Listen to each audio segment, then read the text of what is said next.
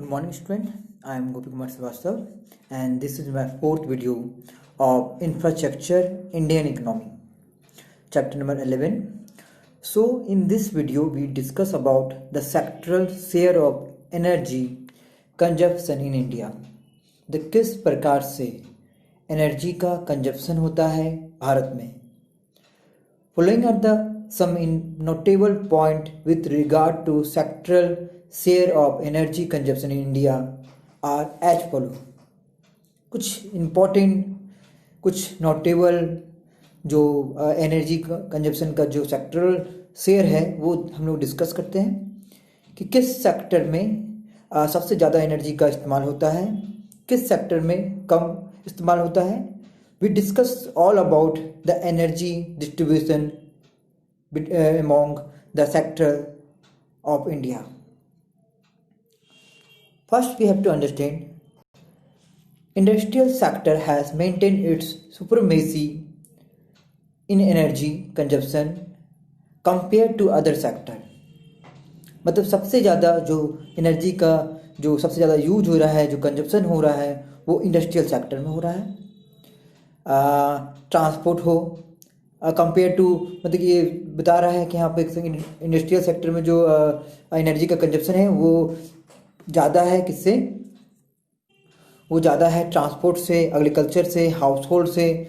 इन चीज़ों से सबसे ज़्यादा एनर्जी इंडस्ट्रियल सेक्टर में ही यूज हो रहा है.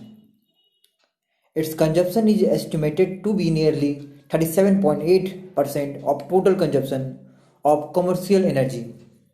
यहाँ पे बताया गया है कि इसका जो एस्टिमेट किया गया ये सबसे ज़्यादा एनर्जी का यूज करता है जो कि 37.8% है. कंपेयर किया जा रहा है with 22% consumption of the transport sector and 21% consumption of agriculture sector and 24.3% of the house hold sector. मतलब यहाँ पे दिखाया गया है कि इंडस्ट्रियल जो सेक्टर है वो 37.8% में है, ट्रांसपोर्ट जो सेक्टर है वो 22% है, एग्रीकल्चर जो सेक्टर है वो 21.9% है, हाउस होल्ड जो सेक्टर है वो 24.3% है. मतलब देखा जाए सबसे ज़्यादा एनर्जी का जो कंजप्शन है, एनर्जी मतलब इलेक्ट्रिसिटी, वो सबसे ज़्यादा है इंडस्ट्रियल सेक्टर में.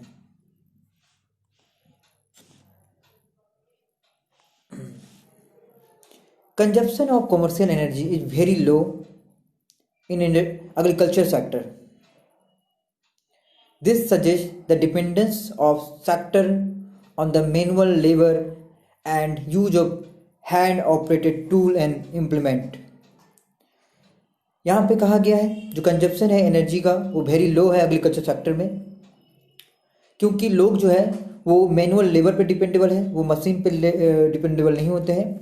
आप जानते हैं एग्रीकल्चर जो सेक्टर जिसमें किसान काम करता है वो अधिकतर काम टूल एंड इम्प्लीमेंट से करता है, वो मशीनों से बहुत कम करता है. जो फसल को उगाते हैं, ठीक है, वो मशीन का कम इस्तेमाल करते हैं, वो मैनुअल लेबर ज़्यादा करते हैं, वो मेहनत ज़्यादा करते हैं, वो टूल इम्प्लीमेंट का ज़्यादा यूज करते हैं. तो यहाँ पे इसलिए जो एग्रीकल्चर सेक्टर है वहाँ पे एनर्जी का कम यूज होता है. This has the lead to the low level of productivity in the Indian agriculture sector.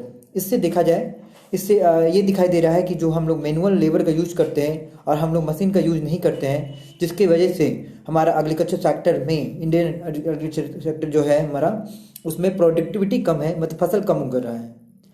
जब तक हम लोग ज़्यादा इस्तेमाल नहीं करेंगे टेक्निक का तब तक हमारा प्रोडक्शन भी नहीं बढ़ सकता. यही कारण है कि हमारा एग्रीकल्चर सेक्टर बैकवर्ड है.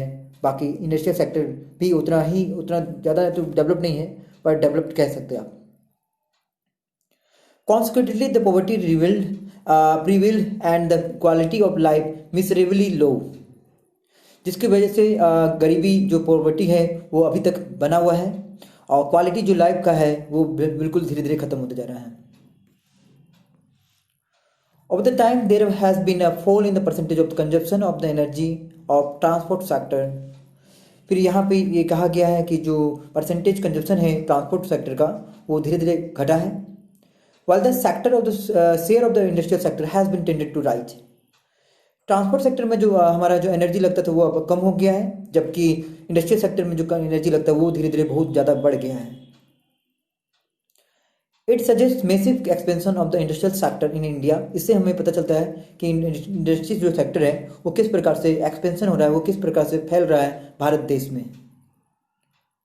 And the shift from the household industry to a factory system of production. हमारा भारत पहले हाउस होल्ड इंडस्ट्री टाइप का था, मतलब कि डोमेस्टिक जो हमारा घर पे ही छोटा मोटा इंडस्ट्री हुआ करता था या स्मॉल स्केल इंडस्ट्री जो थे वो आज लार्ज स्केल इंडस्ट्री बन चुका है, वो मल्टीनेशनल कंपनी बन गया है, वो बहुत ही तेजी से बढ़ रहा है, वो बहुत ही तेजी से विकास कर रहा है, डेवलप कर रहा है। Now the next topic is about the emerging challenge in the power generation. आखिर क्या क्या इमर्जिंग चैलेंजेस हैं पावर जनरेशन में, वो डिस्कस करेंगे हम लोग। So this topic we will discuss in the next video. From this video we have questions related to the sectoral share of energy consumption in India. Explain the sectoral share of energy consumption in India. आप इसे explain करना है, आपको अच्छे से बताना है कि किस सेक्टर में सबसे ज़्यादा यूज होता है एनर्जी का और कितना परसेंट होता है। इन सभी बातों को आप अच्छे से लिखिए, जितने भी पॉइंट हैं आप उससे अच्छे डील करें। आप ये बताएं कि जो हमारा इंडस्ट्रियल सेक्टर है वो किस प्रकार से एक्सपेंशन हो रहा है, वो किस प्रकार से स्मॉल स्केल से लार्ज स्केल इंडस्ट्री हो गया है। इस टॉपिक में आपको बिल्कुल सिर्फ इंडस्ट्री पे ही फोकस रखना है और बताना है कि किस प्रकार से इंडस्ट्री में जो हमारा जो एनर्जी कंजप्शन है वो बढ़ गया है। तो आप बिल्कुल इस टॉपिक के बारे में अच्छे से लिखें, प्रिपेयर करें। इससे रिलेटेड हर टॉपिक बड़ी इंपॉर्टेंट होता है। क्वेश्चन कब एग्जाम से कहाँ पे किस क्वेश्चन से टॉपिक से दे दें कोई नहीं कह सकता, इसलिए आप एक एक टॉपिक को पढ़ें, अच्छे से पढ़ें और उसे प्रिपेयर करें। So in the next video we discuss about the emerging challenges in the power generation. Thank you, this video is completed.